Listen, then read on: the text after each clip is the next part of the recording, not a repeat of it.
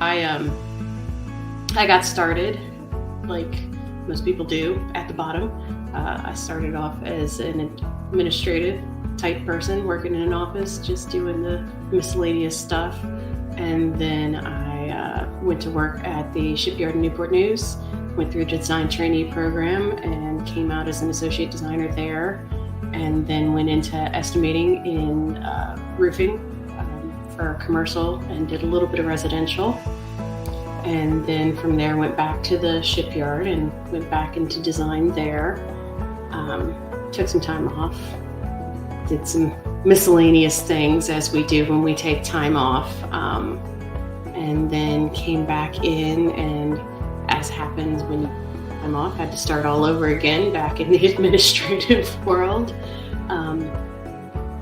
Worked as PMA, did submittal coordinator, went back into estimating, was doing pre-construction and all the pre-construction entails, and I'm now a project manager for a general contractor doing commercial work.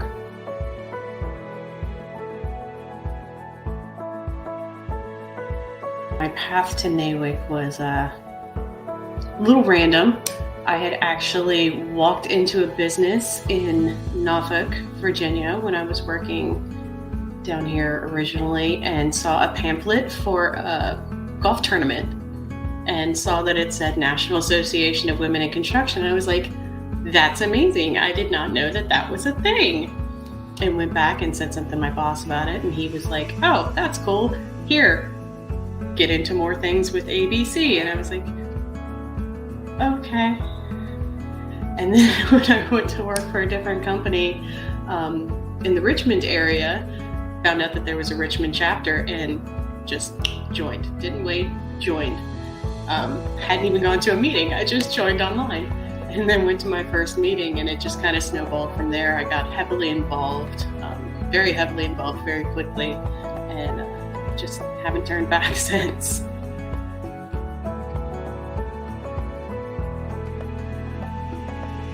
I've been heavily involved in NAWIC is kind of a lot.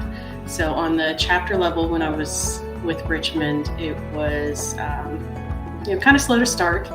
I started doing the newsletter, and then I started working on the website, the social media, and chairing different things here and there, committees, things like that.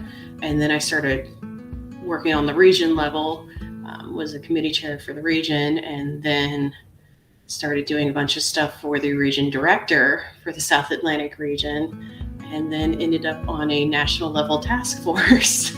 So I was actually working at the chapter, region, and national level all at the same time, up until recently when I decided it was time for a break after 3 years of hitting it hard.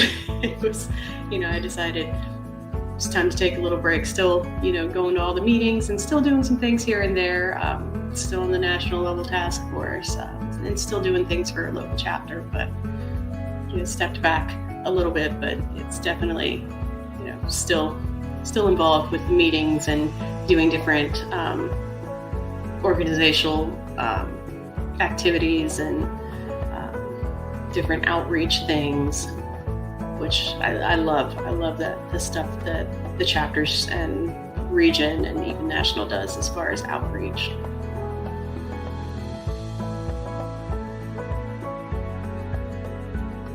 I learned about NEF.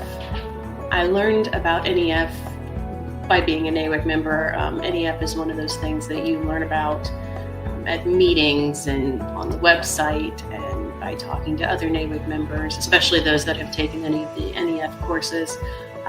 Generally, most of the chapters support NEF, the regions support NEF, obviously national supports NEF, so you learn a lot about it. The chapters do things like block kids or, other competitions that NEF supports. So it's not even just the courses that NEF offers. There's different things that happen in the school levels that NEF supports, which is amazing. Getting out there and showing kids that there are paths to construction is incredible. So it's just seeing that support all the way around. So, you learn about it being a member, which is fantastic. You kind of can't avoid it when you're a member of NAWIC. It's always there.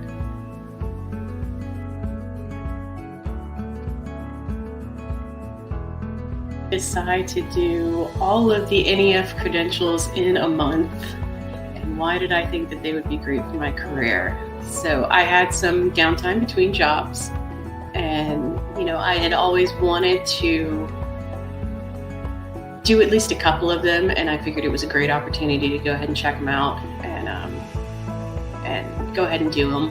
I wanted to get them under my belt because certifications are always great. Continuing education is always a good thing. It's never a bad thing to learn more, especially about your industry and what you're working in. And after I did the first couple in that first little bit of time that I had, and I was like, well, I did those, I might as well keep going. And so I scheduled the next one, and I was like, okay, well, I got that done, so keep going. And before I knew it, I had them all done. I really didn't realize it was less than a month until this attention was drawn to it. But again, I think knowing more about the industry that you work in, especially detailed information like that, like you wouldn't think that bookkeeping would be something that you would use as a project manager, but it really does apply to what I'm doing. Job costing is part of what I do, and knowing the nuts and bolts of what goes into that from the bookkeeping side is important. And even if you're not somebody that uses specifications and plans on a daily basis, knowing how to talk about it, to be able to relate to whoever you're talking to, whether you're, working with that stuff or not, is always a good thing. So even be able to talk the talk about the industry that you work in is a good thing. So, whether you think you're going to use it or not, knowing more about your industry is always a good thing.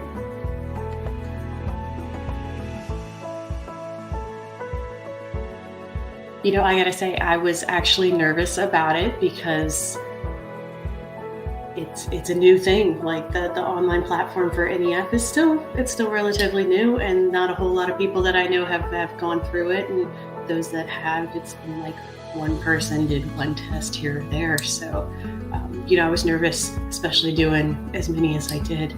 It was super, super easy. It was, you're doing one question at a time. You've got a timer up top so that you're tracking how much time you have left. You can star questions if you're not sure about them so that you can go back to them.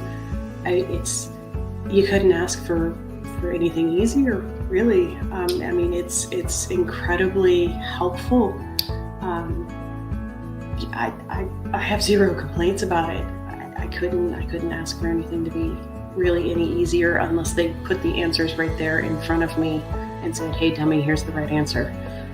That's about the only way it could be easier.